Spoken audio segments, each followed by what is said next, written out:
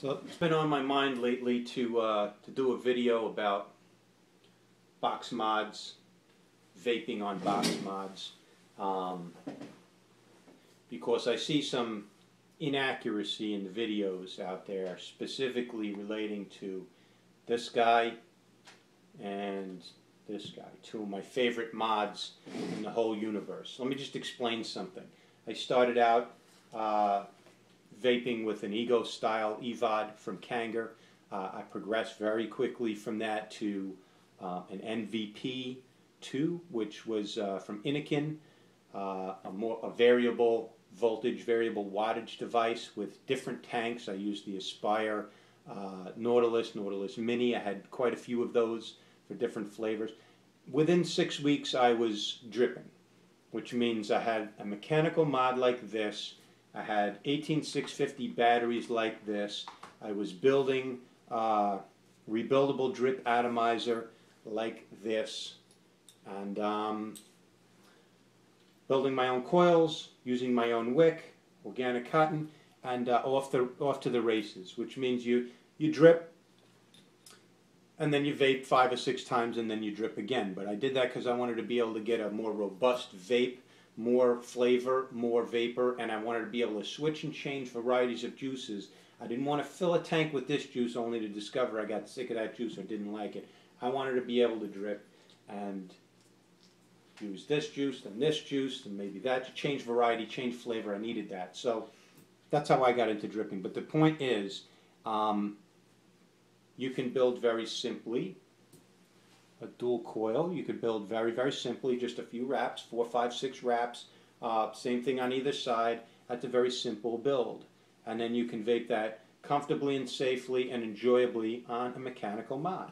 And then you can start getting into more complex builds, where this is a parallel build. It's dual coils. So each coil actually has 2 wires wrapped around, and so it's the equivalent of 4 coils. It gives you quicker ramp-up time, a lot more vapor production, a lot more surface area, and a lot more flavor and clouds. It also has a lower resistance and more amp draw, because for the amount of metal, it has very low resistance, so it's going to pull more energy off the battery faster than this one. This is going to produce more flavor, more vapor than this one, but it's also going to draw more power off the battery in the same time span. So to safely vape, this mechanical mod might be a little strained. This one battery might be a little strained from that build. And can I do it safely? Yes, but it's going to wear out a battery very quickly. It's going to drain that battery out quicker. The more vapor you produce, the more power is going in to produce that vapor, the quicker the battery runs down and needs to be recharged again. The more cycles of charging, plus the speed at which you discharge that power and energy from that battery wears it out. Already I'm starting to see my 3- and 4-month-old batteries are starting to lose their luster. I charge them and they lose their charge very quickly. I'm only vaping on them maybe 10 minutes, and then I got to recharge them again. So, I can see where wear over time is going to, the battery's not going to be as effective. And they're anywhere from $6 to $15 a piece, so we don't want to be replacing those very often. It gets costly. So, the alternative is stick with this, but okay, I like a more robust vape. I also like to try different things. This is a build with 6 coils. It's crazy. I don't vape on that every day, but if I'm gonna, it's fun. It actually is a fairly enjoyable, decent vape. But I can't power that off a single 18650 because look at all that metal I have to heat up. So I need a battery that has the ability to fire this up. I actually use a 26650 mod, and even that is a bit of a strain for this build. This build I typically would put on a box mod, and I'm leading up to a point here.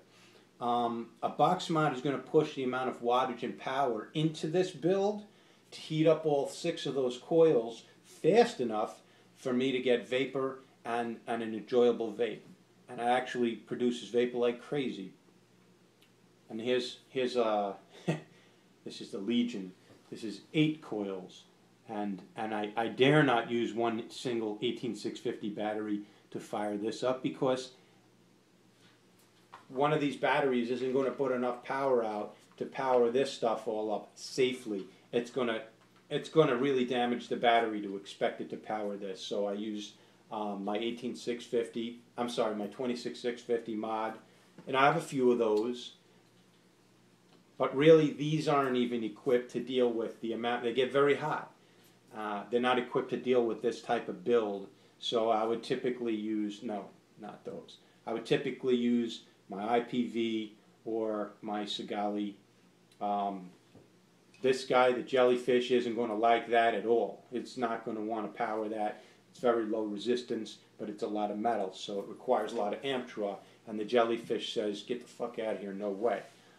Neither would I try and put this aggressive of a build. You have to understand, it's very low resistance, a lot of metal, is pulling a lot of amp draw.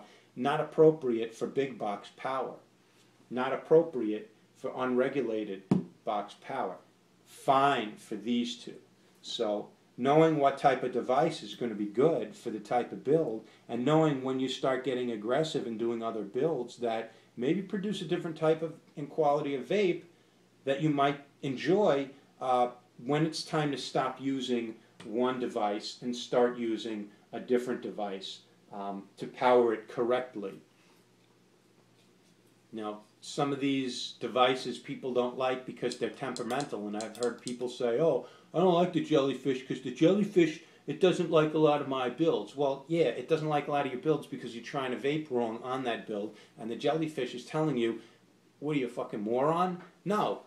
My battery isn't designed to do the output that you want for that build. So then you go, oh, the Jellyfish thinks, let me take a brainless moron of a device, which is a mechanical mod, and let me put that build on there. Well, this guy doesn't have a brain to tell you, you're schmuck, you're going to hurt yourself. It just puts power out, and that's where you get into trouble. Forgive me for speaking this way, but I'm just going to tell you, these devices have safety regulation built into them for a reason. You didn't need a driver's license to pick up one of these. This guy isn't going to power certain devices. It doesn't have enough power to really, maybe it could fire up. I doubt it. I don't think it likes to go below 0.3 ohms. That's why you're not using an iStick 30-watt device to do dripping with low sub-ohm. That's why I use this for stealth vaping and driving. Now these guys, they can power it, but again, certain builds, I need a device that's going to push power safely, and other builds, I have devices that push a whole lot of power, and the build has to be able to say, not so much. And let me show you an example.